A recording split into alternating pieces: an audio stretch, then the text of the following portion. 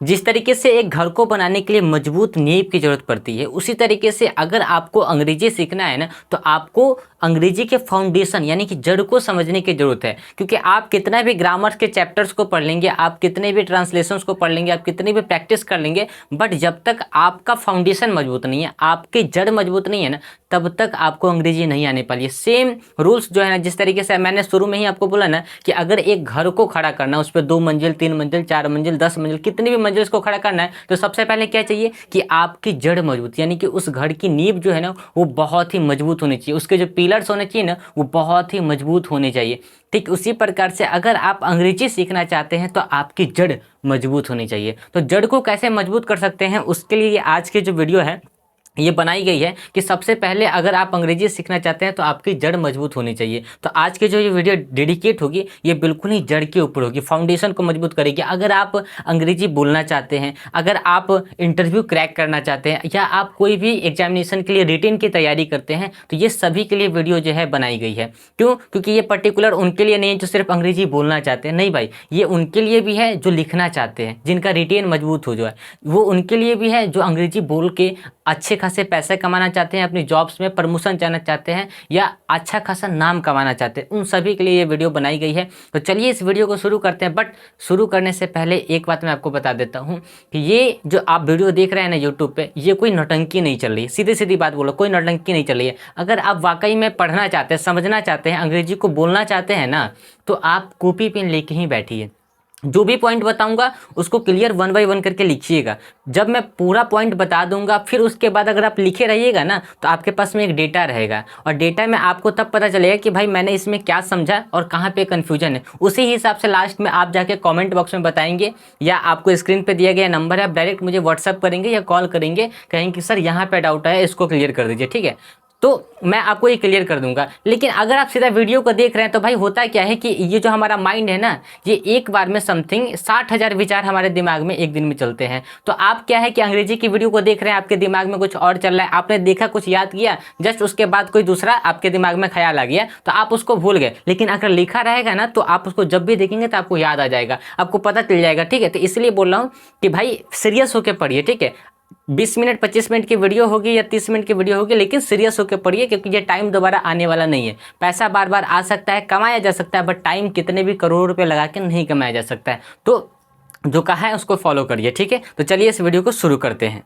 तो ध्यान से हर एक चीज को समझने की कोशिश करिएगा। यहाँ पे लिखा है कि what are the essential things, यानी कि इसेंशियल का मतलब होता है सबसे अति आवश्यक। ठीक है, तो सबसे जरूरी यानी कि सबसे अति आवश्यक चीज क्या है, किसके लिए? बीइंग मतलब होता है होना, फॉर मतलब के लिए, तो किसके लिए, यानी कि what are the essential things for being a subject और ऑब्जेक्ट, यानी कि सबसे जरूरी चीज क्या होती है किसको होने के लिए? सब्जेक्ट और ऑब्जेक्ट होने के लिए सबसे जरूरी चीज किसकी होती है? तो सब्जेक्ट या ऑब्जेक्ट होने के लिए किसकी जरूरत पड़ती है, इसको यहाँ पे लिखते हैं। हम यहाँ पे लिखेंगे सब्जेक्ट और यहाँ पे लिख देंगे ऑब्जेक्ट। ठीक है, अब हमने यहाँ पे सब्जेक्ट और ऑब्जेक्ट तो लिख दिया। अब यहाँ पे पूछा कि भाई सबसे जरूरी चीज क्या होती है सब्जेक्ट या ऑब्जेक्ट होने के लिए? तो सब्जेक्ट होने के लिए जो जरूरत होती है सबसे पहले किसी की, तो हम उसको बोलते हैं नाउन। ठीक है, सब्जेक्ट होने के लिए जिसकी जरूरत पड़ती है तो हम उसको बोलते हैं प्रोनाउन। ठीक है, सब्जेक्ट होने के लिए और किसकी जरूरत पड़ती है तो हम उसको बोलते हैं नाउन इक्विवेलेंट। क्या बोलेंगे? Noun equivalent. क्या बोलते हैं? Noun equivalent.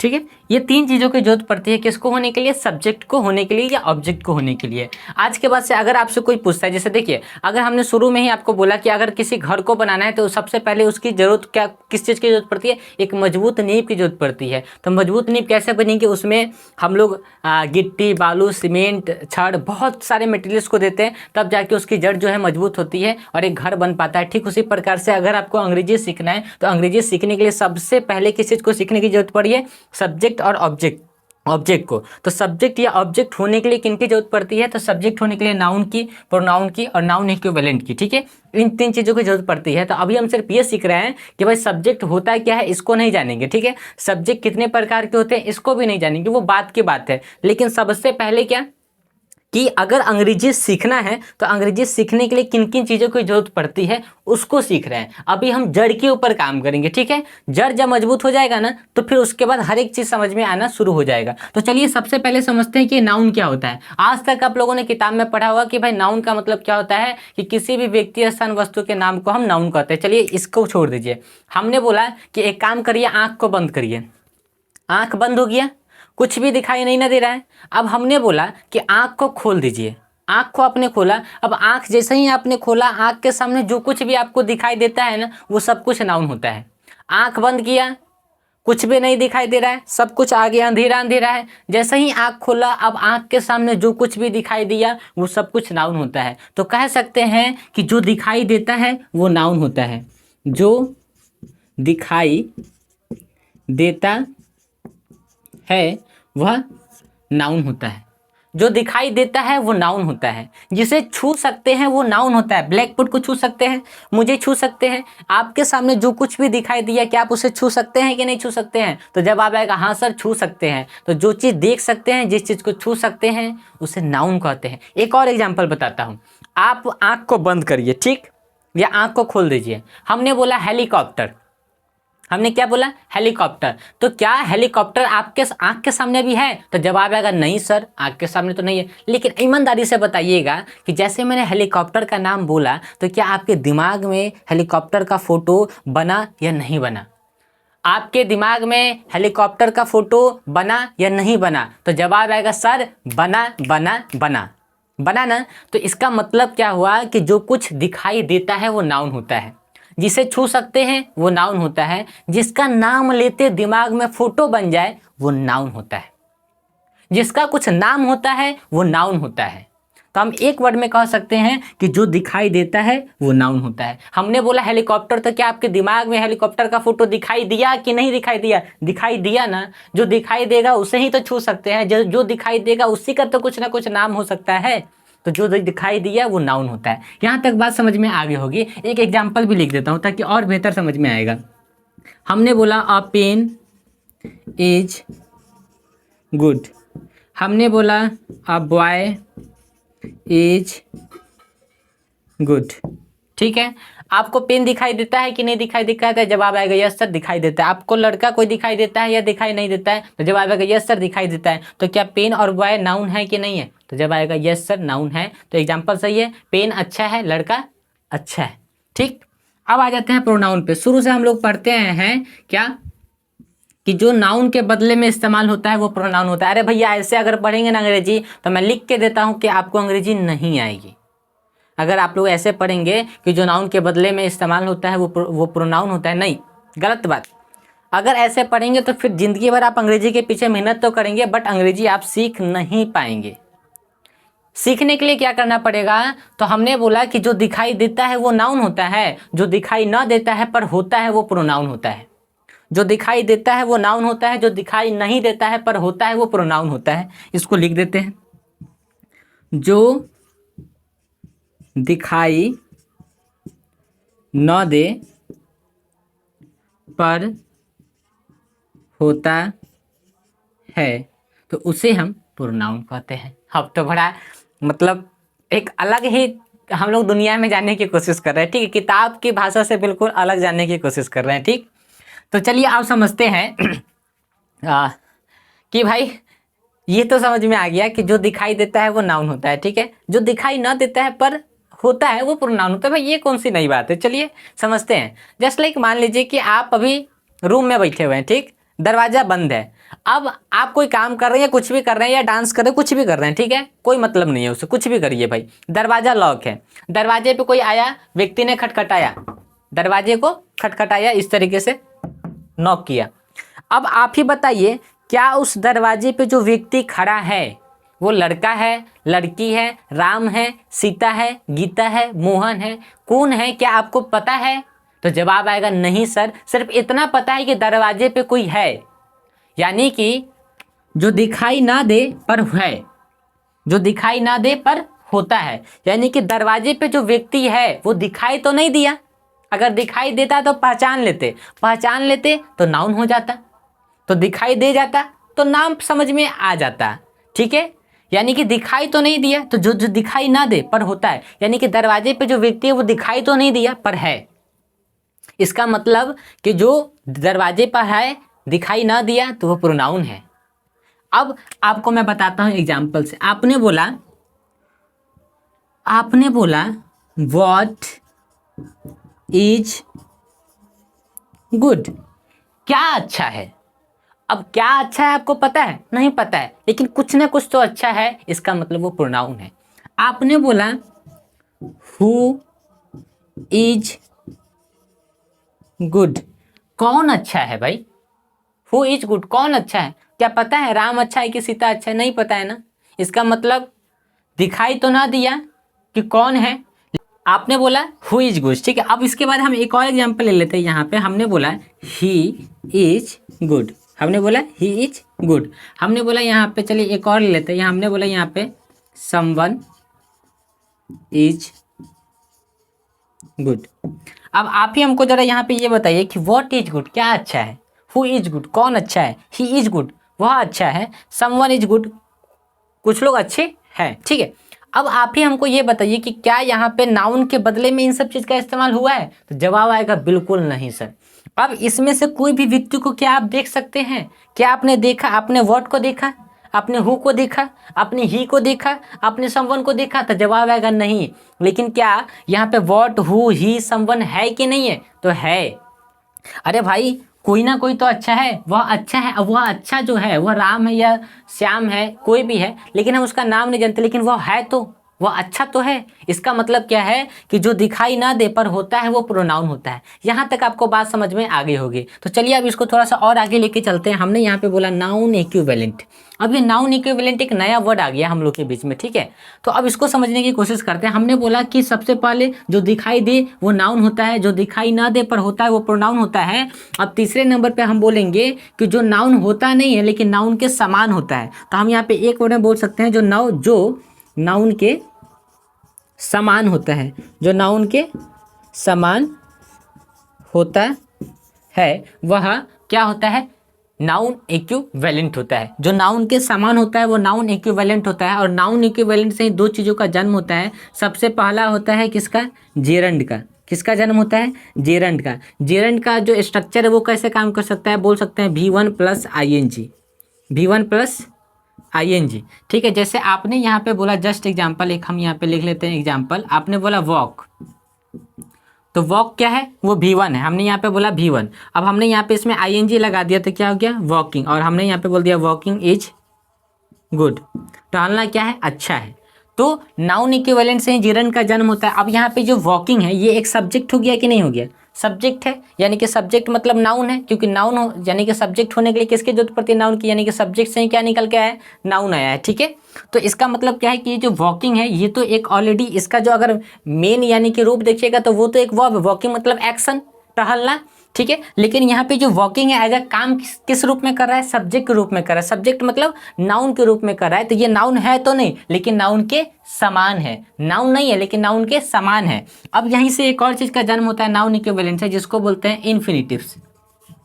इन्फिनिटिव्स, ठीक है। क्या बोलते हैं? इन्फिनिटिव्स। अब इन्फिनिटिव्स का फॉर्मूला क्या बोलता है कि आप बोल सकते हैं 2 + V1, ठीक है। तो जैसे यहाँ पे आप लिख सकते हैं, यहाँ पे आपने बोला to walk is good, to walk is good यानी कि टहलना अच्छा। टू वॉक जो ये भी एक सब्जेक्ट है, ये ऑलरेडी एक वर्ब है, लेकिन यहाँ पे जो काम कर रहा है एज ए एक सब्जेक्ट यानी कि नाउन के रूप में काम कर रहा है। तो ये नाउन है नहीं, नाउन के समान है। तो जो नाउन के समान होता है वो नाउन इक्विवेलेंट होता है। नाउन इक्विवेलेंट से ही दो चीज निकल के आते हैं, जेरंड और इन्फिनिटिव्स, ठीक है। जेरंड क्या होता है? V1 + ING फॉर्म, और इन्फिनिटिव्स क्या होता है? 2 + V1। तो सबसे पहले अब हम लोगों ने यहाँ पे इसको थोड़ा सा एक समराइज कर देते हैं, ठीक है, ताकि आप लोग को बेहतर समझ में आ जाएगा। हमने बोला कि एक घर को बनाने के लिए जिस तरीके से एक मजबूत नींव की जरूरत पड़ती है, बहुत सारे मटेरियल्स की जरूरत पड़ती है, ठीक उसी प्रकार से अंग्रेजी की भाषा को सीखने के लिए सबसे पहले सब्जेक्ट और ऑब्जेक्ट की जरूरत पड़ती है। और सब्जेक्ट और ऑब्जेक्ट होने के लिए, यानी कि सब्जेक्ट और ऑब्जेक्ट को पढ़ने से पहले या सब्जेक्ट या ऑब्जेक्ट होता क्या है, सब्जेक्ट और ऑब्जेक्ट कितने प्रकार के होते हैं, कहाँ कहाँ इनका यूज होता है, इसको पढ़ने से पहले हमको ये समझना होगा कि सब्जेक्ट और ऑब्जेक्ट होने के लिए क्या क्या चाहिए। तो क्या क्या चाहिए, तो सबसे पहले नाउन चाहिए, प्रोनाउन चाहिए, नाउन इक्विवेलेंट चाहिए। नाउन किसे कहते हैं, जो दिखाई देता है वो नाउन होता है, जो दिखाई ना दे पर होता है वो प्रोनाउन होता है, जो नाउन के समान होता है वो नाउन इक्विवेलेंट होता है। और नाउन इक्विवेलेंट से ही निकल के आता है जेरंड, और नाउन इक्विवेलेंट से ही निकल के आता है इन्फिनिटिव्स। हम लोग हर एक चीज़ को 1 बाय 1 करके समझेंगे। अब जो हमारा नेक्स्ट पार्ट आएगा इसके बाद, उसमें हम लोग क्या समझेंगे कि भाई हमने ये तो समझ लिया कि सब्जेक्ट होने के लिए क्या चाहिए, अब हम लोग समझेंगे कि सब्जेक्ट होता क्या है। उसके बाद हम लोग ये समझेंगे कि सब्जेक्ट कितने प्रकार के होते हैं। उसके बाद फिर से हम लोग समझेंगे कि सब्जेक्ट से कैसे टेंस का जन्म होता है। हम ये समझेंगे कि सब्जेक्ट मतलब एक्टिव वॉइस और पैसिव वॉइस का जन्म कैसे होता है। हम कैसे पहचानेंगे कि ये जो सेंटेंस है ये एक्टिव वॉइस का है, ये सेंटेंस है ये पैसिव वॉइस का है। टेंस वाले सेंटेंस को हम कैसे पहचानेंगे, कैसे टेंस और एक्टिव वॉइस दोनों ही सेम होते हैं, कैसे इसको पहचानने का तरीका है। क्योंकि अगर आप अंग्रेजी बोलना चाहते हैं तो सबसे पहले आपको अंग्रेजी के सेंटेंस को या हिंदी के सेंटेंस को पहचानना आना चाहिए कि भाई ये सेंटेंस क्या लिखा हुआ है। जब तक हम सेंटेंस पहचान ही नहीं पाएंगे तो हम कैसे सोच सकते हैं कि भाई हम अंग्रेजी बोल लेंगे। हमने कोई सेंटेंस, हमने कोई चीज़ देखा, हमने अपनी आंखों से कुछ देखा, तो इसका मतलब क्या है कि हमको पहचान में ये चीज़ आ जाना चाहिए कि भाई ये जो हमने देखा ना ये टेंस है, ये जो हमने देखा है ये एक पैसिव वॉइस है। तो हमको डिफरेंस समझ में आएगा, और जिस दिन डिफरेंस समझ में आ गया समझिए कि अंग्रेजी समझ में आनी शुरू हो जाएगी। ये 10 वीडियो 20 वीडियो देख के ये हैज हैव हैड ये सब नहीं भाई, वो सब बात की बात है, ठीक है। पहले तो जड़ को मजबूत करिए ना। आप 10 मंजिला घर बनाना चाहते हैं लेकिन जड़ तो काम कर ही नहीं रहा, तो क्या होगा, ढह जाएगा ना, बार बार ढहेगा। इसलिए सबसे पहले जड़ के ऊपर काम करते हैं। तो चलिए आप थोड़ा सा और आगे आपको लेके चलते हैं, ठीक है। सब्जेक्ट होने के लिए चाहिए क्या, ये तो हम लोगों ने समझ लिया। अब हम लोग ये समझेंगे कि सब्जेक्ट होता क्या है। देन आफ्टर हम लोग ये समझेंगे कि सब्जेक्ट कितने प्रकार के होते हैं। उसके बाद सब्जेक्ट से ही कैसे टेंस का जन्म होता है, एक्टिव वॉइस का जन्म होता है, पैसिव वॉइस का जन्म होता है। कैसे हम सेंटेंस को पहचानेंगे कि भाई ये सेंटेंस एक्टिव वॉइस का है और ये सेंटेंस जो है पैसिव वॉइस का है। एक्टिव वॉइस का सेंटेंस जो बनता है वो उसका स्ट्रक्चर क्या होता है, पैसिव वॉइस का स्ट्रक्चर क्या होता है, ये सब कुछ हम लोग 1 बाय 1 करके समझेंगे। चलिए सबसे पहले हम लोग यहाँ पे क्या करते हैं, लिख देते हैं सब्जेक्ट। क्या लिखते हैं, सब्जेक्ट। अब इसको हम लोगों ने गोल किया और अब हम लोगों ने यहाँ पे बोला कि ठीक है हम क्या करते हैं, सब्जेक्ट को सबसे पहले 2 भागों में बांटते हैं। आज के बाद से अगर आपसे कोई पूछेगा कि सब्जेक्ट कितने प्रकार के होते हैं तो आप बोलेंगे कि सब्जेक्ट 2 प्रकार के होते हैं। पहला जो सब्जेक्ट होता है वो लिविंग सब्जेक्ट होता है और दूसरा जो सब्जेक्ट होता है वो होता है नॉन लिविंग सब्जेक्ट, ठीक है। क्या होता है, नॉन लिविंग सब्जेक्ट, ठीक। यहाँ तक बात समझ में आ गई, लेकिन एक छोटा सा ब्रेक लेते हैं। हम लोग यहाँ पे बोलते हैं कि ठीक है सब्जेक्ट कितने प्रकार के होते हैं, इसको समझने से पहले ये समझ लेते हैं कि सब्जेक्ट होता क्या है, ठीक है। तो हमने आपको बताया था कि नाउन क्या होता है, तो आपने बोला कि भाई नाउन वो होता है जिसे हम देख सकते हैं, छू सकते हैं, जिसका कुछ नाम होता है, जिसका नाम लेते हैं दिमाग में फोटो बन जाती है, वो सब कुछ नाउन होता है, ठीक है। ठीक, हम लोग को बचपन से क्या पढ़ाया गया कि भाई काम करने वाले व्यक्ति को सब्जेक्ट कहा जाता है, या जिसके विषय में बात की जाती है उसे हम सब्जेक्ट कहते हैं। चलिए यहाँ तक बात सही थी, इसको गलत नहीं कर सकते, लेकिन थोड़ा सा अगर डीपली समझेंगे बात को तो कुछ और बात समझ में आएगी, ठीक है। चलिए अब समझने की कोशिश करते हैं कि भाई कि सब्जेक्ट जो नाउन होता है ना, यानी कि सब्जेक्ट होने के लिए किसकी जरूरत पड़ती है, नाउन की जरूरत पड़ती है। तो जो नाउन होता है वो कहाँ से निकल के आया, सब्जेक्ट से निकल के आया, ठीक है। तो जो सब्जेक्ट होता है वही नाउन होता है। यानी कि हम कह सकते हैं कि जिस चीज़ को हम देख सकते हैं, जिस चीज़ को हम छू सकते हैं, जिस चीज़ का कुछ नाम होगा, जिसका नाम लेते दिमाग में फोटो बन जाएगी, वो सब कुछ क्या होता है, सब्जेक्ट होता है। क्योंकि सब्जेक्ट से ही क्या निकल के आया है, नाउन निकल के आया। तो जो नाउन होता है वही ना सब्जेक्ट होगा, और जो सब्जेक्ट होगा वही ऑब्जेक्ट होगा। अब सब्जेक्ट ऑब्जेक्ट क्या होता है ये चीज़ भी हम लोग समझेंगे आगे चल के, बट अभी हमको क्या समझना है, कोई कंफ्यूजन दिमाग में नहीं रहना चाहिए कि जो सब्जेक्ट होता है वही नाउन होता है, जो नाउन होता है वही सब्जेक्ट होता है। बात समझ में आ गई। अब चलिए हम लोगों ने यहाँ तक समझ लिया कि जिसे हम देख सकते हैं, छू सकते हैं, जिसका कुछ नाम होगा, जिसका नाम लेते दिमाग में फोटो बन जाती है, वो सब कुछ क्या होता है, सब्जेक्ट होता है। अब हमने समझा कि सब्जेक्ट कितने प्रकार के होते हैं, तो सब्जेक्ट 2 प्रकार के होते हैं। एक सब्जेक्ट लिविंग होता है, दूसरा सब्जेक्ट नॉन लिविंग होता है, ठीक है। यहाँ तक बात समझ में आ गई। तो लिविंग सब्जेक्ट किसे कहते हैं, नॉन लिविंग सब्जेक्ट किसे कहते हैं, इसको भी समझने की कोशिश करिएगा, ठीक है।